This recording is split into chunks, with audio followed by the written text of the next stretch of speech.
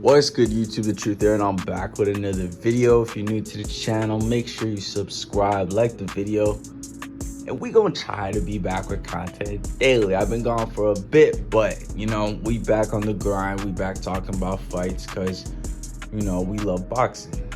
So for today, man, we're gonna be talking about Gervonta Davis versus Devin Haney. Now, recently on Twitter, there's been a whole lot of back and forth. Bill Haney saying that Tank turned down $20 million. Tank not denying it. From what I've seen, it looks like Tank just doesn't want to work with Eddie Hearn. I'm very critical of Tank. Don't get me wrong. I'm very critical of Tank. But Eddie Hearn inserted himself in the situation. And just like Ryan versus Tank, he tried to do the same thing just because he's with the zone. And Tank has his little issue with him.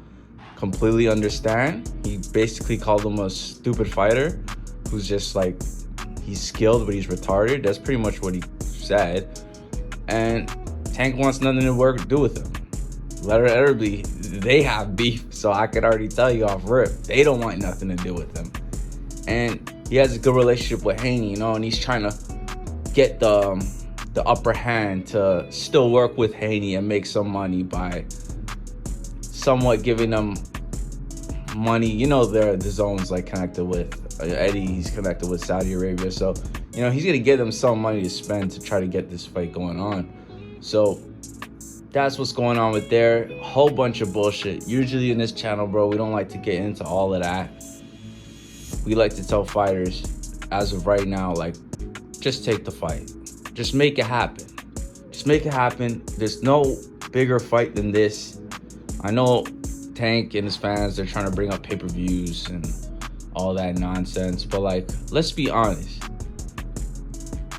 How much you think Tank versus Cruz is gonna sell more than Devin Haney? You think Tank versus Hector Garcia is gonna sell more than Haney? Ryan Garcia only sold like that because Ryan Garcia, he's a pretty big name. And that was built up for like a couple years, and people were waiting to call Ryan on his bluff, saying he gonna knock Tank in 2 rounds. So I had a little more. They stirred up the pot with that one. But other than that, everyone else he's fought, it's like, you're not making more than if you fight Haney, okay? It takes 2 to tango, and I believe Haney's a good dance partner. Now, another issue that's getting brought up is the weight. Haney wants to fight at 140. Tank and his fans seem to think it's okay to put a rehydration clause and all that other stuff, but mind you, yes, Devin said he would come down to 135 for him, but I believe that was cap, okay? Once he made his 140 debut, we saw how strong he was. We saw how much better he was. And it goes to show, like, all his fights at 135, regardless of what he says, that's not his best form. And this is his best form right now. So I don't think it's fair to, like, train him. And he already did that with Ryan. I don't know why he did that. Either you fight at 135, you don't have to make it a catchweight, you don't have to do anything, or you fight at 140. Tank's fought at 140 before, so it's like, okay, it's no problem. But also something you can factor is, because there's 2 sides of each coin. Tank fought at 140 once, and what if he didn't like it? What if he felt slow? What if he felt sluggish? What if he, he felt a little pudgy? What if he didn't like the weight? And 135 is the division he's good at. He's a small guy, so that's also very understandable. So my thing is, if you can't go up and you can't go down, then dead the fight. Dead the fight, because we do not want to see 2 guys not at their best. There's still plenty of fights for Devin at 140. There's still plenty of fights for Tank at 135, okay? This isn't the end of the world. Tank had his chance to make that fight happen at 135. He had his chance. He had his chance to get all the belts. He's had so many chances to show interest in making legacy fights.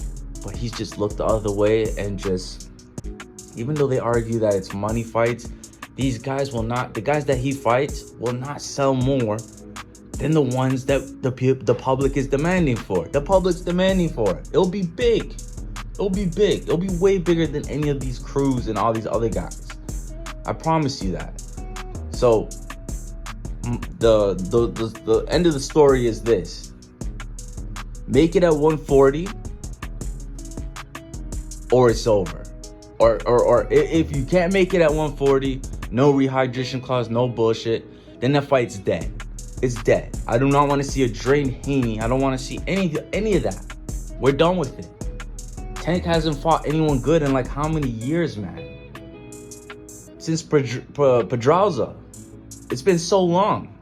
So it's like, the fans are getting tired of it. Everyone's getting tired of it. So it's like, bro, there's still legacy fights for you at 135. So why do you want to Drain Haney to do? You let the fight go then. Let the fight go then. If you don't want to fight him at 140 and you're too small for it, then dead the fight. Forget it. Whatever. We don't, because if that's not your best, then I don't want to see it either, right? If 140 isn't your best and you can't fight your best at that, then I don't want to see it either. Okay? So that's my thoughts on that situation. It's all, at the end of the day, it's a whole bunch of politics, a bunch of bullshit. Both sides saying he say, she say. So I like to stay out of it. But that's my thoughts on that. Let me know in the comments what weight should this fight be at?